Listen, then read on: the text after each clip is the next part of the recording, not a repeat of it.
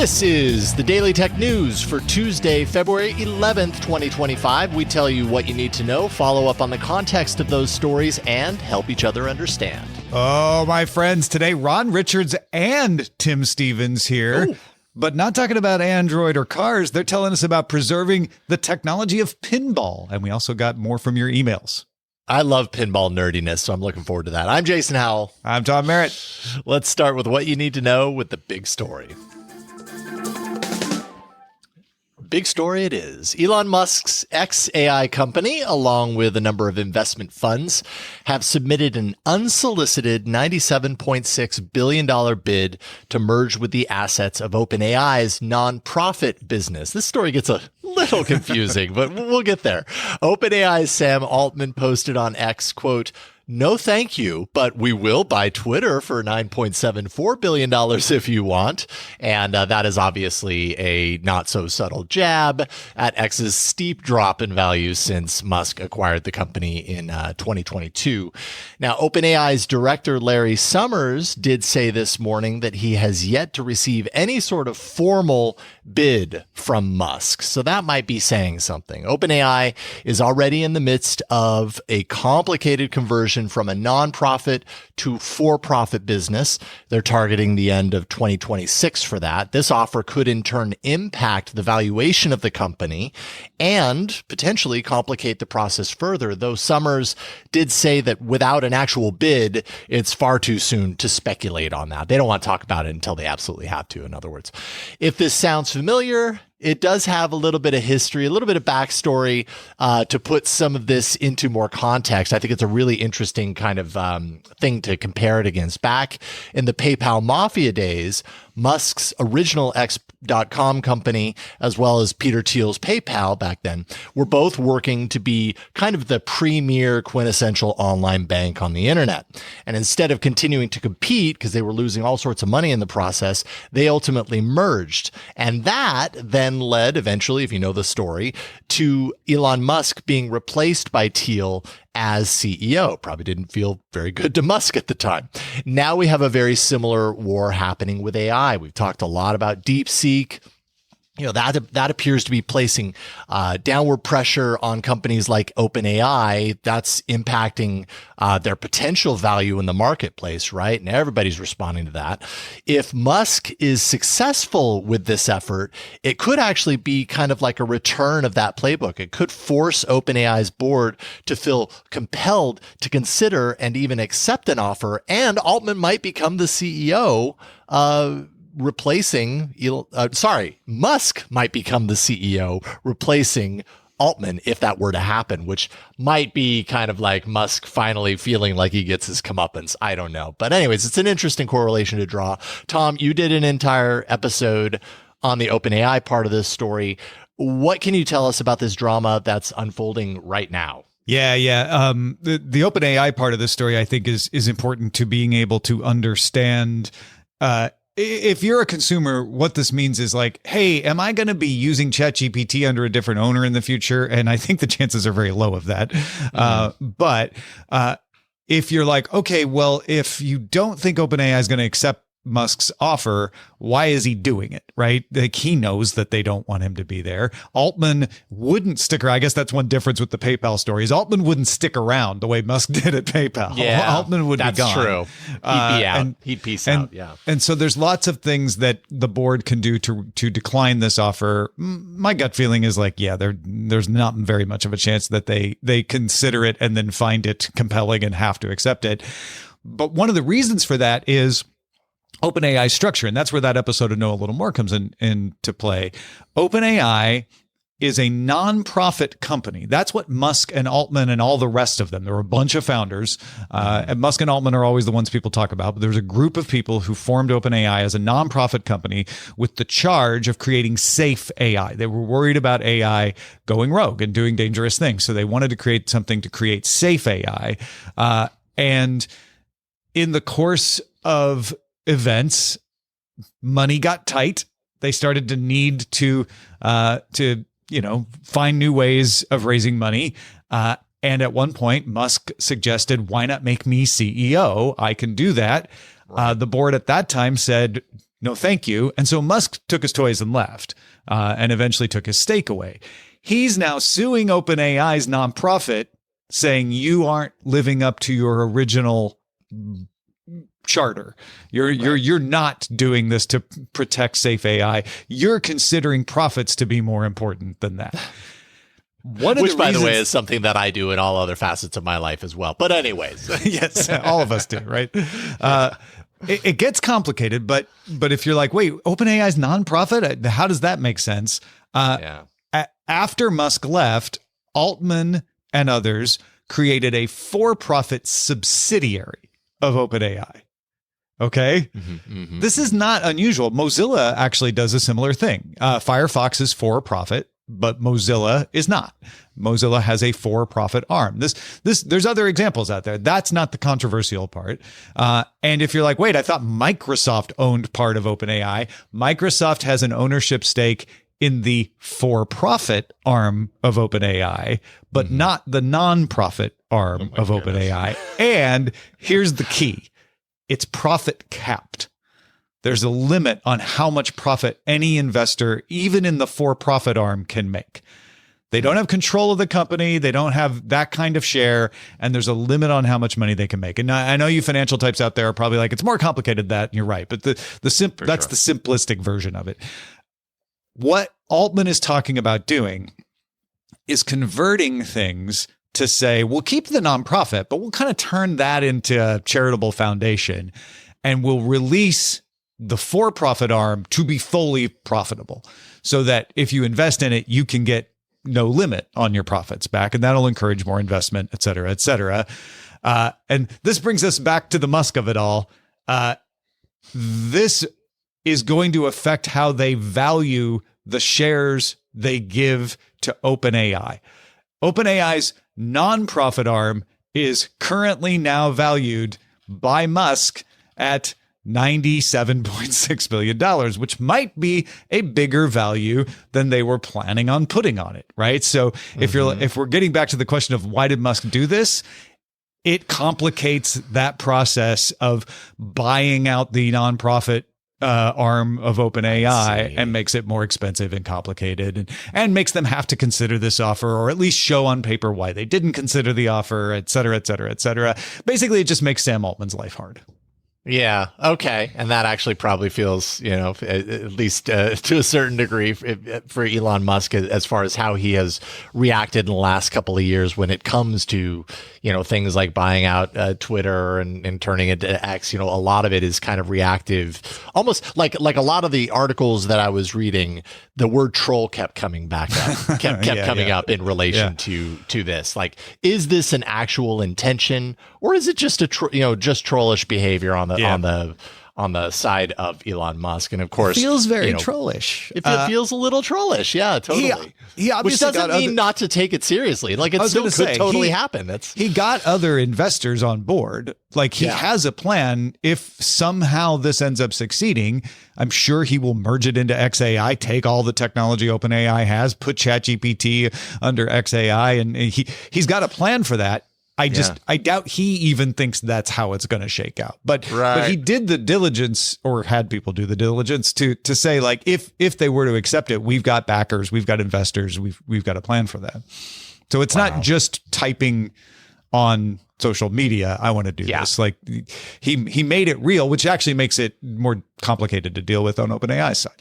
Yeah, because at the end of the day, and we've already kind of mentioned this a couple of times, but at the end of the day, if a real deal is on the table and it's material enough, it's a big enough, the board, they have to at least consider it. They have to crunch the numbers, and if it makes sense, like, it's weird to think that fiduciary someone would totally fiduciary duty. They would be compelled to a certain degree. Although the fact that they are a nonprofit with this charter gives them a little extra out to be like, well, but we don't think he would benefit humanity. Like, they could make that argument. So yeah, totally fascinating. Well, we think you benefit humanity because you support us, and we're humans. So we're very thankful for that. Daily Tech News Show is made possible by its listeners. Thanks to all of you, including Pat, Mike Cortez, Erwin Sturr, and we got new patrons, Dylan, Nathan, and Ryan. Thank you all for supporting us.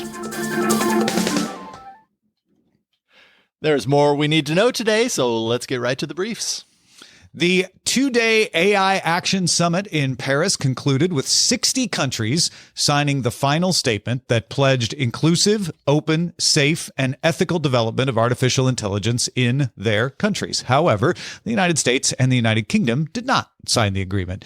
The U.S. objected to the language, and the U.K. seemed to find the wording too restrictive. U.S. Vice President J.D. Vance urged the EU to prioritize growth over safety and warned against over-regulation. We believe that excessive regulation of the AI sector could kill a transformative industry just as it's taking off, and will make every effort to encourage pro-growth AI policies. European Commission President Ursula von der Leyen talked about building AI that adheres to the EU's strengths. Our own strengths are our science and technology mastery that we have given to the world. There's a distinct European brand of AI. It is already driving innovation and adaptation, and it is picking up speed. President von der Leyen said the EU will invest 200 billion euros in artificial intelligence in an effort to catch up to the progress being made in the US and China. Yeah, some of what I read about this is, that the EU has been so regulation forward when it comes to artificial intelligence, and that perhaps now, based on what was seen at this summit, is the EU feeling a little bit of regulation regret as a result.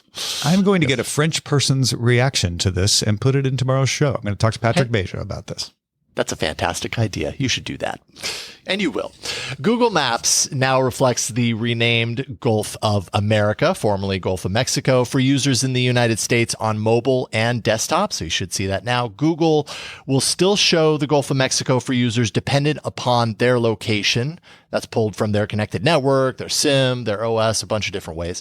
Now, somewhat related to this is Google Calendar making some changes as well. Google Calendar has removed a number of cultural events from the optional calendar that lists holidays in the United States. Google says it made the changes after facing maintenance challenges that weren't, quote, scalable or sustainable. Google has returned to only showing public holidays and national observances provided by timeanddate.com. Yep. I think the simplification of this is a reasonable explanation. The timing of it is interesting. Yeah, totally. Roblox, Discord, OpenAI, and Google are launching Robust Open Online Safety Tools, or ROOST for short, a nonprofit aiming to build scalable, interoperable safety infrastructure suited for the AI era. The group plans to focus on child safety to start, with free and accessible tools that any company, large or small, can use to recognize, analyze, and report CSAM, child sexual abuse material. In related news, Meta has a new partnership with nonprofit organization Child Help, creating a curriculum to empower middle schoolers with tools they need to spot online exploitation. The curriculum was developed with child safety experts from a lot of organizations, including the National Center for Missing and Exploited Children and the Department of Homeland Security, and entirely funded by Meta. They put up all the cash. Schools, parents, and organizations can access the lesson plans, interactive activities, and the videos for nothing. It's all free. Good stuff. YouTube isn't just a mobile force anymore, according to CEO Neil Mohan, who revealed in his annual letter that YouTube on TV has actually edged out mobile as the primary device for YouTube viewing in the United States. In his letter, Mohan revealed a plan to bring AI tools to creators, of course, for content ideation and finding new audiences, as well as a wider rollout of auto language dubbing functionality that was first tested with hundreds of creators beginning back in June of 2023. And YouTube also plans to start using machine learning to help determine users' ages to help craft age-appropriate content suggestions for them. Man, I look at this and I actually tried subscribing to YouTube TV last month to just see what the integration with YouTube and YouTube TV, YouTube TV's their cable replacement service was. Right. They don't integrate them enough. They need to integrate them more because they're winning on TV already. Like you could just why wouldn't annihilate. Yeah, totally. Chinese electric vehicle maker BYD has revealed God's Eye its next generation self-driving system that is bringing mass market vehicles the God's eye, including coming to its affordable Seagull hatchback that costs 70,000 yuan or roughly $9,600 US. Sales of those models begin immediately following the live announcement, starting Monday. BYD's system created in-house brings features commonly seen in luxury vehicles. So you get remote parking, using a smartphone, and autonomous passing of slow vehicles to its most budgeted-oriented EVs, below $10,000 US. The company also announced its integration of DeepSeek's models into its smart car architecture. Okay, DeepSeek is now going full auto. A global law enforcement operation, Phobos Aetor, has led in the arrest of 4 Russian nationals in Thailand who were suspected of carrying out more than 1,000 ransomware attacks worldwide. These arrests are allegedly connected to the 8base ransomware group, which is a major affiliate of the Phobos ransomware as a service operation. They're accused of using Phobos ransomware to target many organizations, including, among all of them, very critical infrastructure here in the U.S., amassing $16 million along the way. If you pay for Google One AI Premium for $20 a month, you're getting NotebookLM Plus. It's coming to everybody. First debuted for enterprise and Google Cloud users 2 months ago as part of Google Workspace. Plus offers 5 times more usage credits than the free version, along with shared notebooks for teams. And Google says the free version will continue to work exactly as it has, while they aim to add meaningful features to the paid version so that you pay for it. Google is also working on a dedicated app for mobile, but there's no time on when that would be released. Yeah, they're feeling pressure, by the way, from OpenAI's deep research product as well. So and probably a little from DeepSeek. To be honest. For sure, absolutely. Aren't they all? Apple released iOS and iPad OS 18.3.1, as well as iPad OS 17.7.5 to patch a 0-day exploit affecting USB restricted mode. This is a security feature designed to protect locked devices from unauthorized data access. The exploit potentially allowed attackers to bypass passcode protections and encryption that would give them access to a user's data. Apple indicates this vulnerability may have been used in targeted attacks against specific individuals. Similar updates have also been released for Mac, Apple Watch, and Vision Pro, though detailed security notes aren't available yet. Now, those are the essential things to know today. Let's dive a little deeper and follow up on something. What do we got? Yeah, some great people to do that with, too. When you think pinball, you may not think technology, but there's a lot going on with the classic game that goes beyond just the flippers and the metal balls flying around. Tom sat down with pinball enthusiasts Tim Stevens and Ron Richards to talk all about it. This is part 1 of a 3-part series where they discuss restoring old games. I'm joined by 2 pinball enthusiasts today. Couldn't be happier. Tim Stevens, freelance journalist. Thank you for joining me. Hey, Tom. Great to see you. Thanks for having me. And Ron Richards, not only co-founder of Scorbit, but also co-host of Android Faithful, right here in the DTNS family of podcasts. Ron, thanks for talking to us, man. Happy to be here, as always. Yeah, love talking pinball. So. I have had this note on my reminders for months. I think ever since, Tim, your Ars Technica article came out, that I'm like, oh my gosh, I have to get these 2 together and just talk about pinball tech. So thanks for doing this. Let's start with the reverse engineering, the game preservation that you do, Tim. I think a lot of people don't understand what needs to happen. They probably think, well, you just get a screwdriver and you tighten some things up. Like, talk a little bit about what goes into getting a game and preserving it. Yeah, if you've never looked inside of a pinball machine, I highly recommend you look up some videos online to see what's going on in there, because it's a pretty wild scene. The older machines before the 70s were electromechanical, a lot of moving cogs and circuits that changed the game logic. And then as you move into the 80s and 90s, they're still wildly complicated. And even modern machines today, the circuitry has gotten smaller, but still you're looking at a massive tangle of wires going on in there. And of course, I think one of the challenges with these machines is that they were really only designed to last or to live in the wild for a year or 2 at most. They were basically disposable. And so for some of those of us who want to keep these older machines running, a machine that was only supposed to last a year and is now 40 or 50 years old, those components are no longer available. So we've got breakable things like things on the playfield, plastics, things like that, which ultimately, thankfully, are being reproduced, and those you kind of can't do at home. But we're seeing a really growing segment in the industry of people who are reverse engineering even the PCBs, the circuit boards that control some of these machines, because all the schematics are out there. The manuals that these machines all came with were designed so that people could really kind of tear them apart and rebuild them if they want to. So there's a kind of cottage industry, almost, I guess you could say, of kind of taking these machines, breaking them down to their bare bits, and then being able to rebuild them. So, for example, I'm restoring a Comet pinball machine, which I think was from 1984, 1985. And the PCB, the thing that really controls the logic of how the game works, was completely shot because the batteries that run the thing leaked and they destroyed the board. And, of course, you can't buy a 40-some-year-old pinball machine PCB anymore, but a gentleman on the Pinside Forum, which is kind of the largest place for pinball nerds to hang out, reverse engineered circuit board and produced a new, basically of the original thing, but with using additional and some other niceties that are built into that as well. And I basically bought this raw piece from him, went to a bunch of different places online, bought a bunch of kind of dated old components and soldered them all in there, and lo and behold, it worked, and it worked better than it did to begin with. So the idea of taking this incredibly complicated thing and reverse engineering it, but producing it forward now and improving it is kind of, I don't know, it feels unique to the pinball industry to me, the idea that you can do that.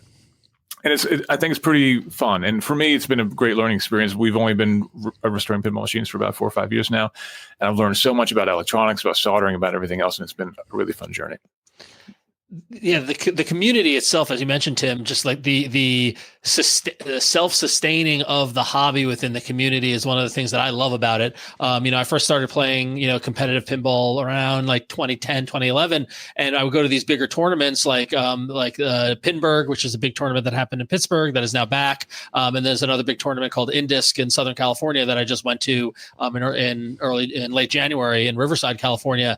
And these tournaments have all games from like games that came out last year to games that came out in the 60s, right? And when you've got hundreds of people playing the same pinball machines in a small period of time, they're bound to break because, Tim, as you mentioned, a lot of them are mechanical. There's physical parts to it. The more modern machines have circuit boards and PCBs and modern CPUs and things like that, and memory and RAM and VRAM. But they've also got solenoids and actuators and the flippers and rubber bands, and everything can break. And there's this stunning community of people who have kept it alive by either, sourcing and manufacturing parts that are expired, because the majority of these companies are gone. They don't exist anymore. They went out of business. And so a pipeline of parts, there are distributors like Marco and Pinball Life and other companies out there who are keeping the dream alive by making the parts. But then there are other people who are taking that opportunity to upgrade them and redo boards. So for example, there's a board called a Weebly board, which is basically the processing board that can replace in a 1970s or 1980s solid state pinball machine. You could pull out the old one if it dies and put this new one in, and it's got better connections. It's got more recent soldering. It's basically will extend the life of the pinball machine, which is just awesome to see. So, are there fewer issues with pinball than there are with video games regarding intellectual property because there's just a lot of abandonware? What's the landscape like there? It's mixed. There's some stuff that is abandonware that nobody's really looking to. What's great about it is the majority of people are hobbyists and they're not looking truly to profit from it. There are some extended patents or copyrights that while the company went out of business, someone bought them. So, for example, all the classic late 80s, 1990s Williams Bally games, which are some of the best games that ever came out. Tom, I'm sure you played one at some point in arcade, whether it's Funhouse or Medieval Madness or something like that. Someone bought all those copyrights when Williams went out of business. And so if you wanted to, there are companies that are remaking the older games. For example, Chicago Gaming Company is redoing Cactus Canyon and Attack from Mars and Medieval Madness, some classics. Pedretti Pinball out of Italy has made a new round of Funhouse. They've all licensed the artwork and the material and the schematics and things like that in order to do an official release. But the hobbyists that are out there also, if someone has an old machine and they're looking to, they need to replace the soundboard, that stuff kind of happens, I don't say in the gray market, but in the space of, it's not, commercially viable in that regard.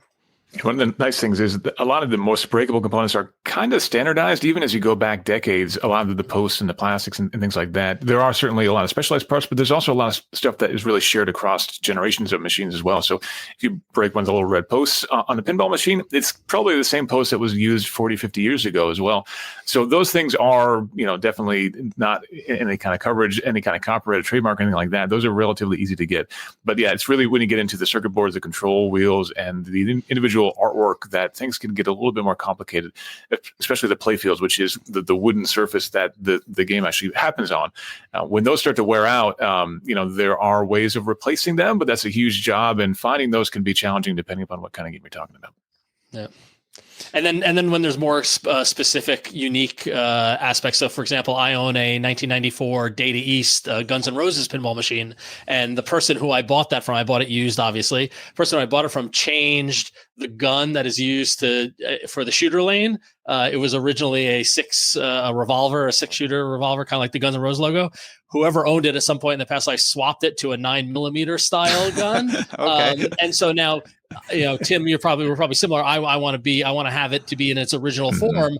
No one is making that gun part anymore. And the only way I can replace it is to either find another Guns N' Roses machine that is so destroyed beyond its value that I can strip it for parts, or find someone who's willing to part with theirs. Either way, I posted on Pinside, which is a very popular, forum, as Tim mentioned. I posted, I'm like, looking to buy a gun, and the first response was, LOL, good luck. So, so like while some stuff is replaceable and some stuff is reproducible, some stuff is lost to the years. So. And that's part of the joy of keeping these machines alive. My wife and I look for, abused, beaten machines, like you said, Ron, things that are in really rough shape, and try to bring them back to life. And it's a game of knowing how far is too far gone. There are certain components that if they're missing, it's fine. It's no big deal. There are other components that if they're missing, you're in a lot of trouble. So that's part of the joys of keeping these machines alive.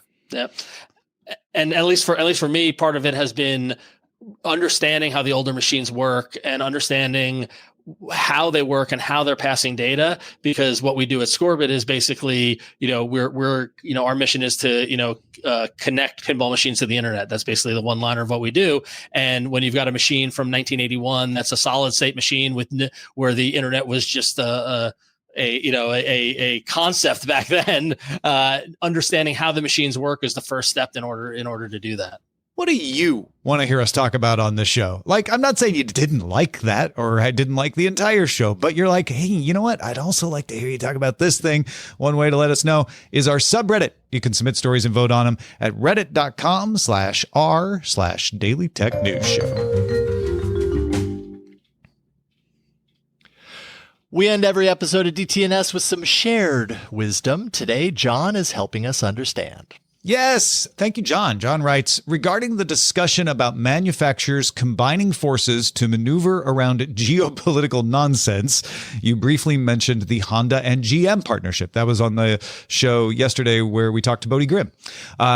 John writes, indeed, the Chevy Blazer EV and the Honda Prologue are built in the same shared platform. However, it seems that the Prologue is actually GM's best-selling EV.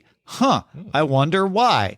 Could it be that Honda still offers CarPlay and Android Auto since its support is built into the Android Automotive OS and GM decided to remove it so more people would buy their data plan? John says, I strongly suspect yes. Sincerely, a lifelong GM customer who won't buy anything without CarPlay. Is Mary Barra a DTNS listener? Thank you, John in Billings, Montana, for that. And yes, Mary, if you're listening, please let us know. Feedback@dailytechnewsshow.com. Yeah. Thank you. Thank you, John.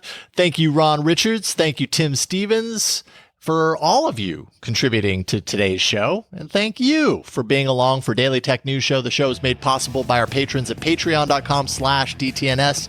DTNS has a live version called DTNS Live. You can find that on YouTube and Twitch. And you can find details on all that and so much more at dailytechnewsshow.com. We will talk to you tomorrow. The DTNS family of podcasts, helping each other understand. Diamond Club hopes you have enjoyed this program. Brilliant. Yeah, right in time. Beautiful. Oh, I got to do that. Oh, yeah. You got to get used to that. Somebody does. And Somebody